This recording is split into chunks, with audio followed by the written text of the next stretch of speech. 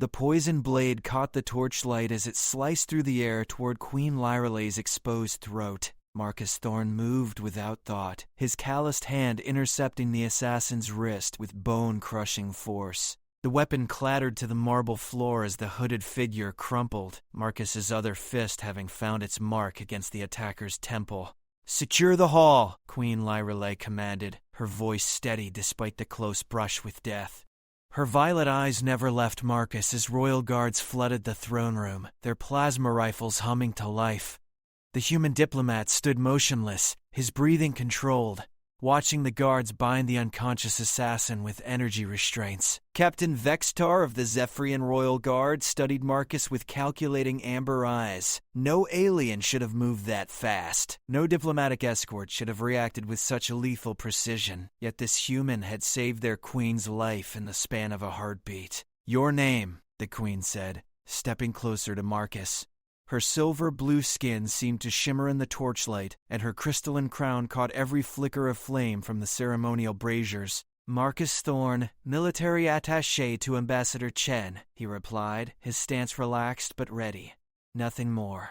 The assassin's blade lay between them, its edge gleaming with an oily substance that made the air shimmer. Vextar knelt beside it, careful not to touch the metal.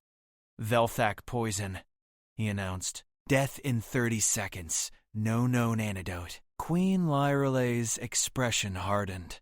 The Velthak had been extinct for 3 centuries, their poison recipes lost with their civilization. Someone had paid dearly to obtain this weapon. "Captain, clear the hall of all non-essential personnel," she ordered.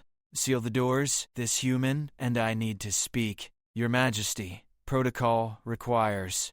"Protocol nearly got me killed." Her words cut through the air like a blade. "This human saw what your guards missed. I want to know how." Marcus watched the guards file out, their reluctance evident in every step. Captain Vextar remained, his loyalty to his queen overriding any royal command that might endanger her further. "You may stay, Captain," the queen said, reading his defiance correctly. "But you will listen, not speak." When the massive doors sealed with a resonant thud, Queen Lyrale turned her full attention to Marcus. "You moved before the assassin struck, not during. Before. Explain this." Marcus met her gaze without flinching. "Military training. Pattern recognition. The way they moved through the crowd wasn't random. Impossible." Captain Vextar's discipline cracked slightly. "Our sensors detected no weapons. No hostile intent. Our security is impenetrable." "Your security scans for technology," Marcus said quietly. "Not for old-fashioned ceramic blades hidden in bone prosthetics. Not for someone willing to die for their mission." The Queen's eyes widened slightly. Such brutal simplicity would never occur to a Zephyrian mind. Their technology had evolved beyond such primitive concepts, leaving them blind to humanity's darker innovations. "You speak as if you know this assassin," she observed. Marcus glanced at the bound figure, noting details others had missed. The scarring on the visible skin, the specific way the right shoulder sat higher than the left, the particular weave of the fabric beneath the hood. "I know the type," he said carefully. "Someone surgically modified for this mission. Bone replacements, nerve deadening, enhanced reflexes. They've been preparing for months, maybe years." Queen Lyrale moved to her throne but didn't sit. Instead, she placed one hand on its arm, a gesture that spoke of deep thought rather than casual comfort. The throne itself was carved from a single piece of living crystal that hummed with ancient power. "In 300 years, no one has come so close to killing a Zephyrian monarch," she said. "Our defenses are legendary. Our guard is elite. Our technology is supreme." She looked at Marcus directly.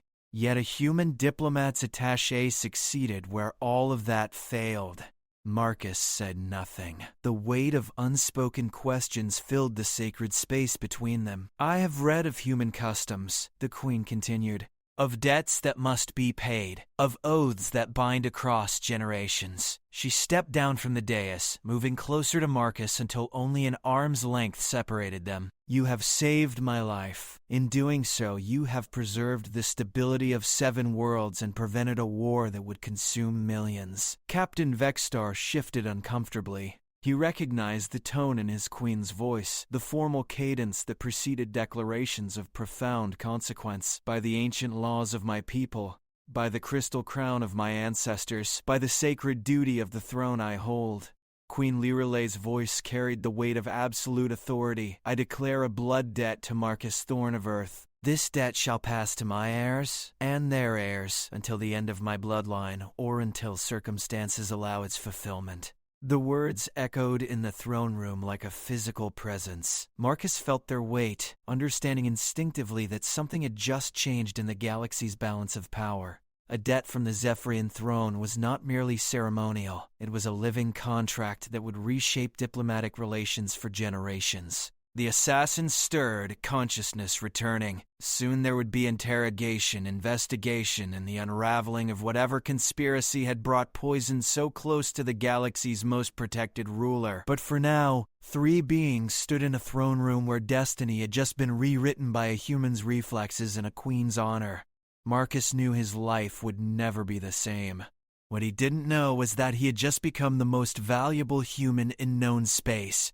20 minutes after the failed assassination, Ambassador Chen arrived with his full diplomatic team. His face showed careful neutrality, but Marcus caught the flash of panic in his eyes when he saw the plasma scoring on the throne room walls and the forensic teams cataloging evidence. Queen Lyralei. Ambassador Chen bowed with practiced precision. I offer the deepest apologies of the Earth Confederation. If any member of my delegation compromised security protocols... Ambassador? The Queen interrupted softly. Your attaché saved my life. I suggest you learn why he was better prepared than my own guards. Chen's confusion was genuine. Marcus had been selected for this mission specifically because he was unremarkable, a former military officer with a clean record and no special qualifications beyond basic combat training. The perfect invisible escort for a routine diplomatic ceremony. Captain Vexstar approached the Queen with a data tablet, his expression grim. Your Majesty, preliminary scans of the assassin reveal extensive cybernetic modification. However, the technology is not of known origin. Meaning? Someone developed new surgical techniques specifically to defeat our security measures. This required significant resources and years of preparation. The implications hung heavy in the air. This wasn't a lone fanatic or a crime of opportunity. Someone with vast resources had wanted Queen Lyralei dead badly enough to invest in entirely new assassination technology. Marcus studied the readouts over Vextar's shoulder, his expression darkening. Captain, may I see the bone density analysis? Vextar looked to his queen, who nodded permission. Marcus examined the data with growing unease. These modifications, Marcus said quietly, they're not just for hiding weapons. Look at the neural pathway reconstruction. The enhanced reflex conditioning. They didn't just make an assassin. They made something that barely qualifies as sentient anymore. Elaborate, Queen Lyralei commanded. Whoever did this removed most higher brain functions, kept just enough consciousness for the mission, then programmed in a single overriding directive. This person couldn't be tortured for information because they literally don't know anything beyond kill the Queen. Ambassador Chen paled. Such surgical butchery violated every treaty Earth had signed, every principle of civilized warfare. If humans were suspected of involvement in this technology, Your Majesty, Chen said carefully, I assure you that Earth condemns such practices utterly. Our medical ethics, peace, Ambassador. Queen Lyralei raised one elegant hand. I do not suspect human involvement in creating this assassin. I am, however, curious why a human recognized the modifications so quickly. Marcus met her gaze steadily. Because we've seen it before. Not this sophisticated, but similar techniques. During the colony wars, some factions experimented with turning prisoners into living weapons. The practice was outlawed after the Titan incident. The Titan incident. Even aliens knew that name. An entire research station had been turned into automated killers, forcing human military forces to destroy the facility and everyone inside to prevent the technology from spreading. These modifications surpass what was attempted on Titan, Vextar observed, by centuries of development. Which means someone's been working on this for a very long time, Marcus concluded, since before first contact between our races. The throne room fell silent as the implications settled. Whoever orchestrated this attack had been planning it since before humans and Zephyrians had even met. This wasn't about current politics or recent grievances. This was something far older and more patient. Queen Lyrelay moved to the sealed viewport that overlooked her capital city. Below, millions of Zephyrians went about their daily lives, unaware how close they had come to losing their queen and the stability she represented. Captain, I want deep background investigations on every person who knew about today's ceremony. Cross-reference with anyone who had access to pre-contact historical records. Someone in my government has been planning this for decades. And the human? Vexstar asked. The queen turned back to Marcus, her violet eyes unreadable. The human has just become the most protected individual in my kingdom. My blood debt extends to ensuring his safety until this conspiracy is unraveled. Ambassador Chen shifted uncomfortably. Your Majesty, while we appreciate your gratitude, Mr. Thorne is scheduled to return to Earth with our delegation tomorrow. Ambassador, Queen Lyrelay's voice carried absolute finality. Marcus Thorne will remain on Zephyr as my personal guest until those responsible for today's attack are found and eliminated. This is not a request. The formal tone made it clear that diplomatic immunity and Earth's sovereignty meant nothing compared to a Zephyrian blood debt. Marcus had saved her life, making him more valuable to the crown than entire diplomatic treaties. Marcus stepped forward.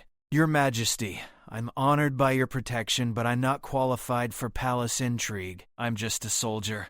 Just a soldier who sees threats my elite guards miss. Just a soldier who recognizes modification techniques my physicians don't understand. The Queen's smile held no warmth. You will remain, Marcus Thorne, not as a prisoner, but as the most important weapon in my arsenal. The assassin began convulsing against their restraints, foam bubbling from their lips. Even unconscious, the neural programming was activating a final failsafe. Poison tooth, Marcus said grimly, recognizing the signs.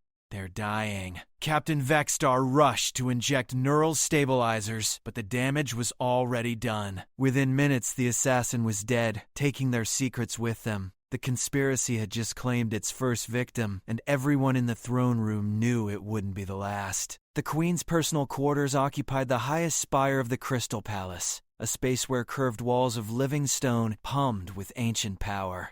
Marcus stood before a viewport that offered a commanding view of 3 moons rising over the capital, but his attention was focused on the tactical displays surrounding Queen Lyrelay's private study. The assassin's body revealed 17 different surgical procedures, she said, without looking up from classified intelligence reports that painted a disturbing picture, each one performed by a different specialist. Whoever organized this scattered the work across multiple worlds to avoid detection. Marcus studied the forensic breakdown on her primary screen. Professional paranoia. Military-grade operational security. This isn't the work of religious fanatics or political dissidents. No.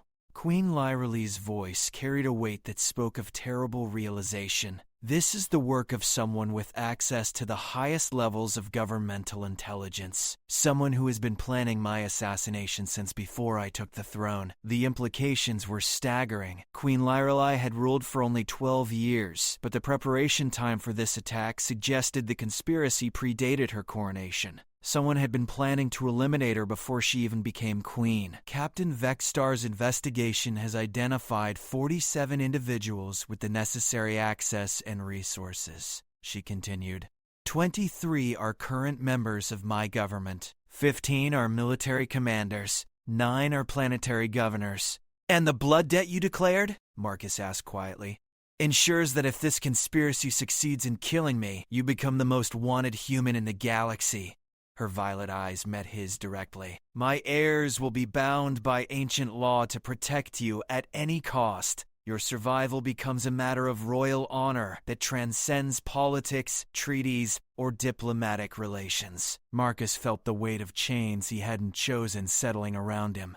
You've made me a target. I've made you a symbol, Queen Lyrelay moved to stand beside him at the viewport. The human who saved the Zephyrian crown. Every attempt on your life becomes an attack on my bloodline's honor. Every threat against you justifies a royal response that my enemies cannot counter through political maneuvering. And if they succeed in killing both of us, then my daughter inherits a blood debt to avenge 2 deaths instead of 1. The conspiracy gains nothing except a larger target. The tactical brilliance was undeniable, but Marcus understood the personal cost. He was no longer Marcus Thorne, former soldier and diplomatic attaché. He had become a living symbol of interspecies cooperation, a weapon of royal honor that would reshape galactic politics simply by existing. Your Majesty, he said carefully, there's something you should know about human military psychology. When soldiers are backed into corners with no hope of escape, we don't surrender, we become more dangerous.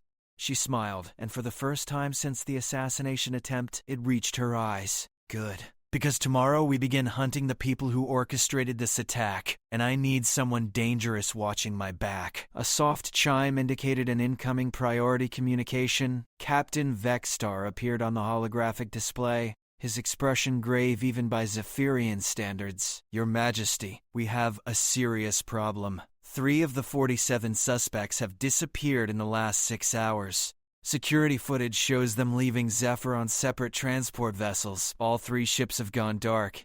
Queen Lyrelay's face hardened. They know we're investigating. Worse, Your Majesty. We intercepted a partial communication before the ships entered hyperspace. Someone is coordinating a secondary operation. The assassination attempt was only the beginning. Marcus felt cold certainty settling in his stomach. They're not running. They're regrouping. Indeed, Vexstar continued. Intelligence suggests the target has shifted. They're coming for the human.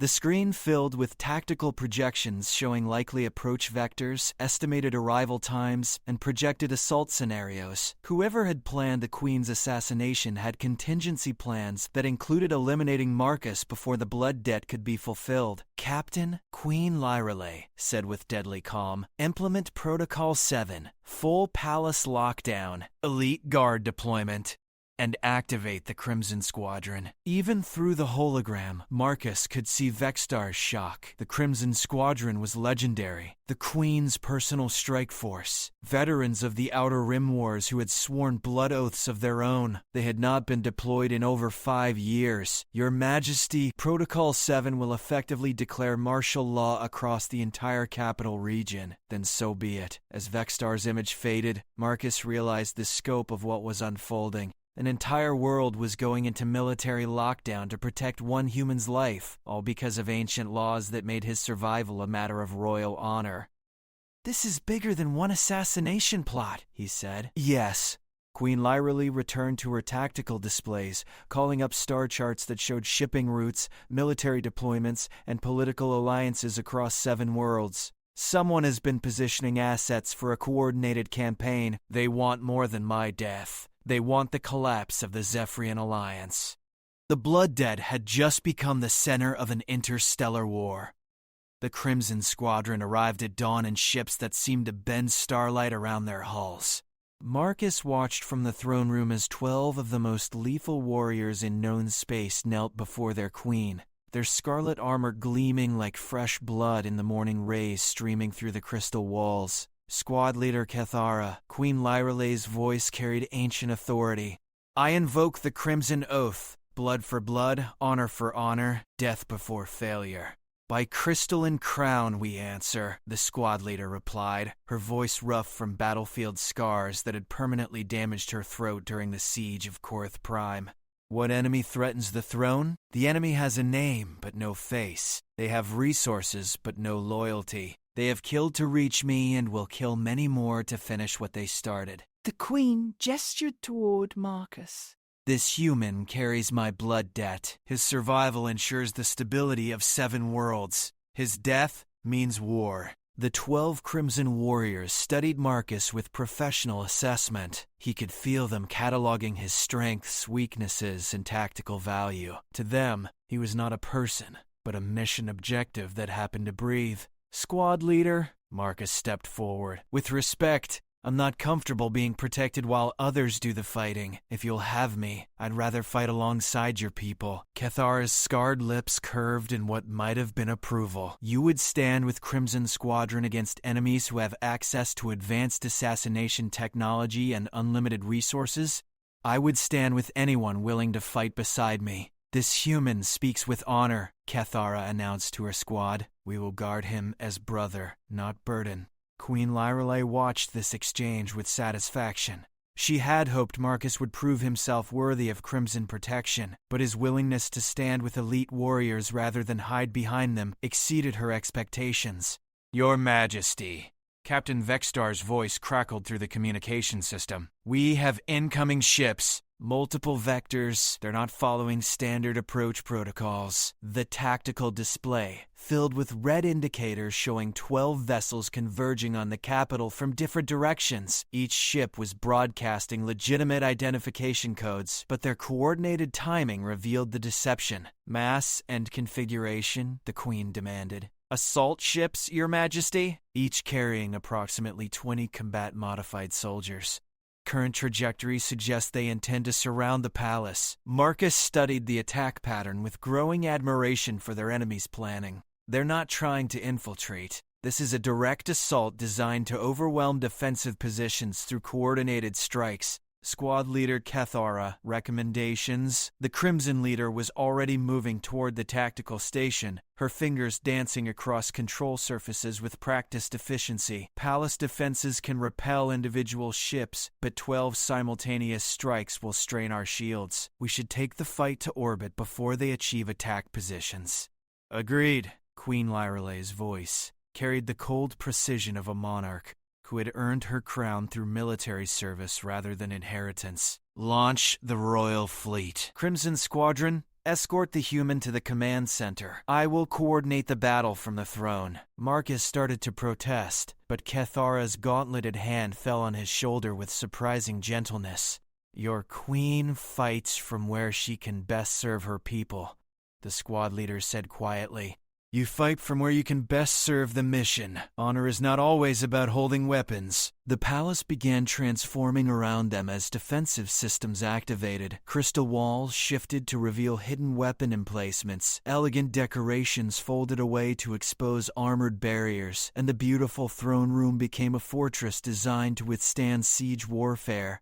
Squad Leader, Marcus said as they moved through corridors filled with rushing guards and automated defense drones. These people have been planning this for years. They know your capabilities, your equipment, your tactics. What they might not know is how humans fight when we're cornered. Elaborate. We cheat. Cathara's laugh was like grinding stone. Then you will fit well with Crimson Squadron, Marcus Thorne. We have been cheating honorably for the crown for 15 years.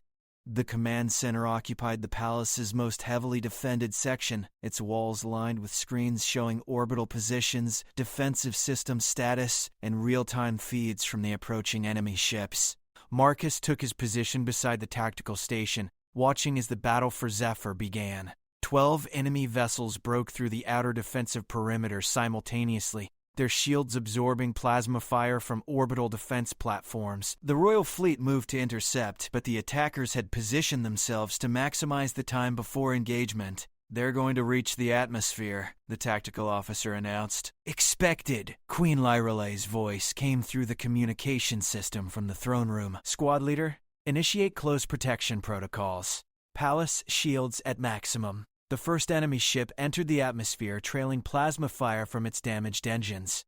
Instead of heading directly for the palace, it veered toward the capital city's civilian quarters, forcing the Royal Fleet to adjust their intercept course to avoid collateral damage. Clever, Marcus muttered. They're using civilian populations as shields to force our ships into unfavorable positions. Not clever enough, Cathara replied grimly. Crimson Squadron does not play by rules that protect those who threaten innocence. What Marcus didn't know was that the blood debt he carried had just triggered ancient military protocols that would redefine the concepts of proportional response and diplomatic immunity. The Queen was no longer fighting to protect one human's life. She was fighting to preserve the honor of her bloodline across all future generations. The real battle was only beginning. The first enemy ship crashed into the palace's outer courtyard in a controlled descent that scattered debris across ancient stone gardens where Zephyrian royalty had walked for centuries. Marcus watched through tactical displays as 20 armored figures emerged from the wreckage, their equipment unlike anything in the intelligence databases. Adaptive camouflage, enhanced mobility gear, and weapons I don't recognize, he reported to squad leader Kethara. These aren't standard mercenaries. No, she agreed, studying the enemy soldiers through targeting scanners. These are specialists. Each one carries equipment worth more than a small military budget. The attackers moved with perfect coordination, flowing around the palace's defensive positions like water finding gaps in stone. Their armor shifted colors to match surrounding surfaces, making them nearly invisible to conventional targeting systems. Crimson 2 and 3, establish overwatch positions, Kethara commanded through her squad communication. 4 through 7, establish kill corridors in the main approach. 8 through 12, prepare for close quarters engagement. Squad leader, Marcus interrupted. Their movement pattern suggests they know exactly where we are. Not generally, specifically. They have real-time intelligence on our positions. The implication was clear. Someone inside the palace was feeding tactical information to the attackers. The conspiracy had roots deeper than anyone had imagined. Crimson Squadron, Queen Lyrale's voice cut through all communication channels with royal authority. You are hereby authorized to use any means necessary to protect the blood debt bearer. Standard rules of engagement are suspended. Marcus felt the weight of that authorization. In declaring those words, the Queen had just given her most elite warriors permission to ignore every treaty, convention, and diplomatic agreement that normally constrained military action. His life had become more important than centuries of interstellar law. The second enemy ship struck the palace's eastern wing, its impact sending shock waves through the crystal walls. Emergency containment fields activated to prevent structural collapse, but the building's defenses were being systematically overwhelmed. Third ship incoming, the tactical officer announced. Impact in 30 seconds. They're not trying to capture the palace, Marcus realized. They're trying to bring it down with us inside. Squad leader, Queen Lyrale's voice carried deadly calm. Implement Scenario Red.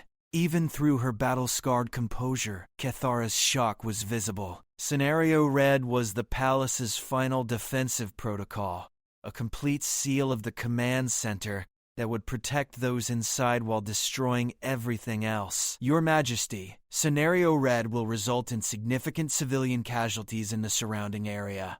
Civilian casualties are regrettable. The loss of the blood debt bearer would be catastrophic. Marcus stepped forward, his voice cutting through the tactical chatter. Your Majesty, I'm honored by your protection, but I won't be responsible for innocent deaths. There has to be another way. There is no other way, Queen Lyrale replied. The blood debt supersedes all other considerations, including civilian protection protocols. The third ship struck with devastating force, its explosion sending crystal shrapnel through the command center's reinforced walls. Emergency lighting flickered as power systems struggled to compensate for the damage.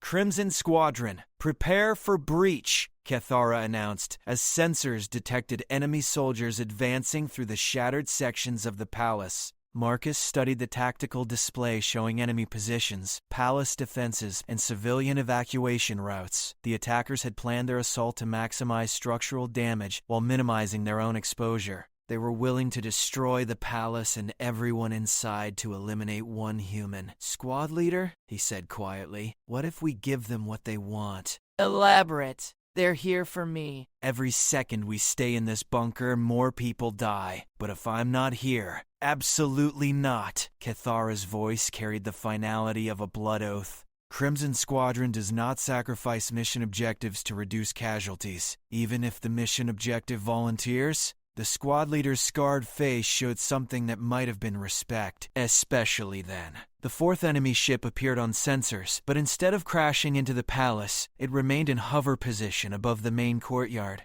Troops began rappelling from its cargo bay, their equipment including heavy weapons designed for siege warfare. "They're escalating," Marcus observed. "This isn't about assassination anymore. They want to turn the palace into a monument to their power." "Royal Fleet? Status report?" Queen Lyrelay demanded. 8 enemy ships destroyed, Your Majesty. 4 still operational and closing on the palace. We're taking significant damage but maintaining engagement. The communication cut to static as another explosion rocked the command center. Emergency protocols sealed broken sections, while automated systems rerouted power around damaged conduits. "Squad leader," Marcus said as enemy soldiers breached the outer defenses, "I have an idea that might save the palace and fulfill your mission parameters, but you're not gonna like it." "Explain. What if the Blood Debt Bearer wasn't in the command center when they arrive?" Cathara's helmeted head turned toward him with mechanical precision. "Where would the Blood Debt Bearer be? Hunting the people who sent these ships." The tactical display suddenly filled with new contacts as reinforcements arrived from unexpected vectors. But these weren't additional enemy ships. They were vessels broadcasting Crimson Squadron identification codes. "Squad leader." Queen Lyrelay's voice carried a note of grim satisfaction.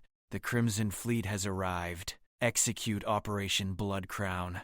Marcus realized he had just witnessed the activation of contingency plans that transformed a desperate defense into a coordinated counterattack. The Blood Debt hadn't just made him a target. It had triggered military responses that would hunt the conspiracy across multiple star systems. The real war was beginning, and Marcus Thorne had become its central figure. The Crimson Fleet descended through Zephyr's atmosphere like falling stars, their hull-mounted weapons eliminating the remaining enemy ships with surgical precision. But Squad Leader Cathara's attention was focused on tactical scans, showing the true scope of the conspiracy they faced. "Your Majesty," she reported to Queen Lyrelay, "our intelligence was incomplete. The attacking force included advanced infiltration teams that have been embedded in the palace for weeks. They have access to secure areas we didn't know were compromised." Marcus studied the updated security scan showing heat signatures in restricted sections of the palace. "They're not just trying to kill me. They're securing evidence, documents, communication logs, financial records, anything that could expose their organization." "Crimson Squadron," Queen Lyrelay's voice carried absolute authority, "your primary mission is unchanged. Protect the Blood Debt Bearer.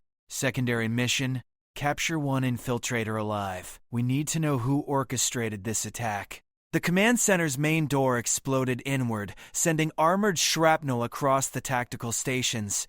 Through the smoke, Marcus could see enemy soldiers advancing with weapons that hummed with unknown energy signatures. "Contact front," Cathara announced calmly, raising her plasma rifle. "Engaging." The battle that followed lasted 17 seconds and redefined Marcus's understanding of elite warfare. The Crimson Squadron moved like synchronized death, their weapons firing with precise coordination that turned the command center into a kill zone where no enemy could survive more than a few steps. When the smoke cleared, 11 enemy soldiers lay dead, and one was unconscious from what Marcus assumed was a stunner setting he hadn't known existed. "Prisoners secured," Cathara reported, beginning tactical interrogation. Marcus watched as Crimson Squadron's medic injected the captured soldier with something that made his eyes flutter while keeping him conscious. Whatever drug they used, it wasn't in any Terran medical database. "Where are your support teams?" Cathara asked with professional detachment. Securing the Royal Archives," the prisoner mumbled through chemical compliance. "Orders. Orders to eliminate all evidence of Contact Zero." "Contact Zero?" "Project Contact Zero. First contact protocols. Someone's been planning since before the humans arrived." Marcus felt cold certainty settling in his stomach. The conspiracy hadn't begun recently. It had been active since before Earth and Zephyr had established diplomatic relations. Someone had been planning the Queen's assassination for over 20 years. "Who authorized Project Contact Zero?" Cathara pressed. "Don't know names. Only code designations. My handler is Crimson 7.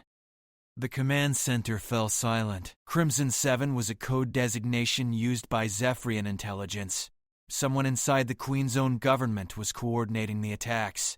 Squad leader, Queen Lyrale's voice carried dangerous quiet. Bring the prisoner to the throne room. Immediately. As they moved through palace corridors filled with structural damage and emergency repair teams, Marcus realized the full scope of what they were facing. This wasn't just an assassination plot. It was a comprehensive operation designed to eliminate Queen Lyrale, destabilize the Zephyrian alliance, and implicate Earth in war crimes that would justify retaliatory action. The blood debt, he said quietly to Cathara. It prevents them from turning this into a diplomatic incident. As long as I'm alive and under royal protection, they can't blame Earth for the Queen's death. Correct. Which is why they've committed such overwhelming force to eliminating you specifically.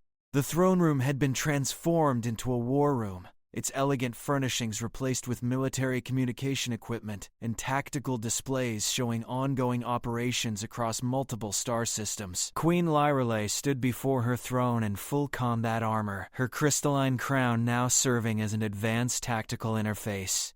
Bring him forward, she commanded, as they entered with their prisoner. The captured soldier was placed before the throne, his chemical compliance keeping him conscious but preventing any attempt at resistance or suicide.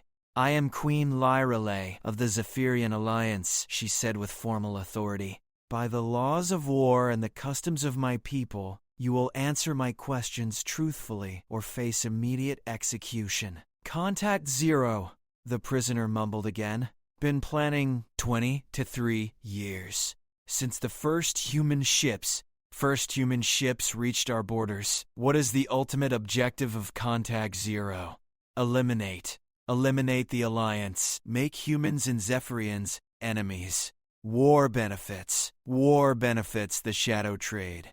Marcus understood immediately. Someone was profiting from interspecies conflict, and peace between Earth and Zephyr threatened their business model. The assassination attempt wasn't political. It was economic warfare on a galactic scale. Who leads the shadow trade? Queen Lyrale demanded. Don't know. Never seen him. Only know the code names. Crimson 7 coordinates Zephyrian assets. Gold Leader handles human assets. Silver Command manages the neutral zones. The prisoner's head lolled forward as the interrogation drugs began wearing off. Within minutes, he would either recover completely or die from chemical complications. A built-in failsafe to prevent extended questioning. Your Majesty, Marcus said carefully, this confirms that there are human conspirators working with your enemies. Earth's government needs to be warned immediately. Already done. Queen Lyrale gestured toward a communications setup that had been active throughout the interrogation. Ambassador Chen has transmitted our findings to Earth Command. Your government is initiating its own internal investigation. Then the blood debt extends to protecting Earth from its own corrupted elements? Her violet eyes met his directly. Marcus Thorne, by saving my life, you have become the catalyst that will either forge permanent alliance between our peoples or expose the conspiracy that threatens both our civilizations. The prisoner began convulsing as his chemical restraints triggered fatal side effects. Within seconds, he was dead, taking whatever additional secrets he possessed. But the intelligence they had gathered would be enough to begin hunting the shadow trade across multiple worlds. The blood debt had just evolved into an interstellar crusade with Marcus at its center. Queen Lyrale stood before the assembled Crimson Squadron in the palace's situation room as reports flooded in from across the 7 systems of the Zephyrian Alliance. The Shadow Trade's network was vast, with assets embedded in military commands, government ministries, and commercial enterprises throughout both human and Zephyrian space. Squad leader Cathara, the Queen announced, you and your team will escort Marcus Thorne to Earth aboard the royal vessel Vethkai. Your mission is to assist Earth Command in identifying and eliminating human elements of the Shadow Trade conspiracy. Marcus felt the weight of diplomatic impossibility settling around him. Your Majesty, Earth Confederation law doesn't permit foreign military forces to operate within our territory, regardless of the circumstances. Earth Confederation law does not supersede my blood debt, Queen Lyrale replied with absolute finality. The Crimson Squadron goes where my honor requires, and my honor requires the complete elimination of threats to the Blood Debt Bearer. This could start the war the conspiracy wants, Marcus protested. Or it could prevent Queen Lyrelay move to the tactical display showing shipping routes, military deployments, and financial networks spanning 57 worlds. The shadow trade profits from conflict between our species. Cooperation between elite Zephyrian forces and Earth Command would end their operations permanently. Ambassador Chen, who had remained silent during the tactical briefing, finally spoke. Your Majesty, while I understand the cultural importance of your blood debt, I must formally protest the deployment of armed Zephyrian forces to Earth territory. Ambassador, the Queen's voice carried centuries of royal authority. Your protest is noted and dismissed. Crimson Squadron operates under my direct authority, which supersedes all diplomatic conventions when honor demands action. Marcus realized that the blood debt had just created an unprecedented situation in interstellar law. A human citizen was now under the personal protection of a foreign monarch, with all the legal complexities that implied.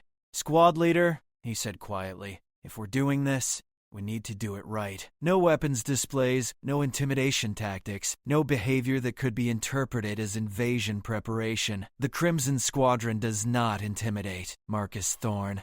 We eliminate. Kethera's scarred features might have shown the ghost of a smile, but we can eliminate quietly when circumstances require.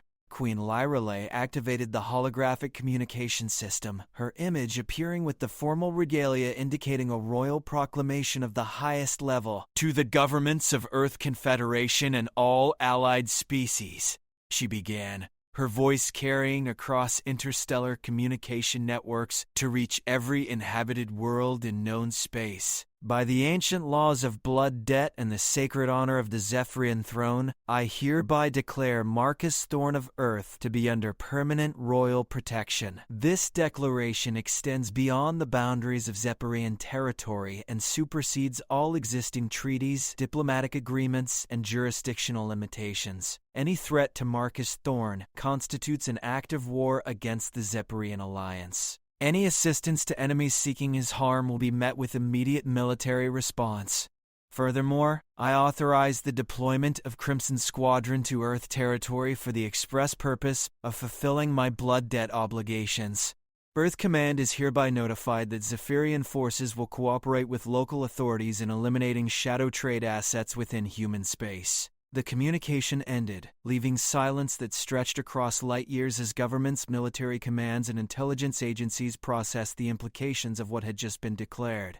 Marcus understood that his life had just become the focal point of diplomatic relations between two of the galaxy's major powers. Every decision he made, every place he went, every person he met would now carry the weight of interstellar politics. Your Majesty, he said carefully, what happens if Earth refuses to allow Crimson Squadron on our territory? Then Crimson Squadron will complete their mission from ships in Earth orbit. Queen Lyrelay's response was immediate and non-negotiable. The blood debt is not subject to human permission. Ambassador Chen's expression showed the professional politician's nightmare. A situation where all diplomatic solutions led to worse problems. Your Majesty, surely some accommodation can be reached that respects both Earth's sovereignty and your honor obligations. Ambassador, the accommodation was reached when Marcus Thorne saved my life. Everything that follows is consequence, not negotiation. The tactical display began showing response communications from Earth Command, other member species of the Terran Confederation, and various alien governments throughout known space. Some expressed support for the Queen's position, others condemned the violation of sovereignty, but all recognized the precedent being set. Squad leader, Queen Lyrelay turned to Kethara. You will depart for Earth in 6 hours. Marcus Thorne's safety is your primary mission, but your secondary objective is equally important. The shadow trade must be completely eliminated from both human and Zephyrian space. Your Majesty, Marcus said I accept the honor and burden of your blood debt, but I want to make something clear. I'm not a symbol or a political statement. I'm a human being who happened to be in the right place at the right time. Marcus Thorne, Queen Lyrelay's voice carried the weight of prophecy. You stopped a poisoned blade from ending my life. In doing so, you changed the course of galactic history. What you were before, no longer matters. What you are now will reshape the relationship between our species for generations to come. As the royal vessel Vethkai prepared for departure, Marcus realized that the Blood Debt had transformed him into something unprecedented in interstellar relations, a human citizen who commanded the protection of an entire alien military force, whose survival was guaranteed by royal honor that transcended all political boundaries. The Shadow Trade had created a weapon they couldn't control, and now it was coming home to destroy them.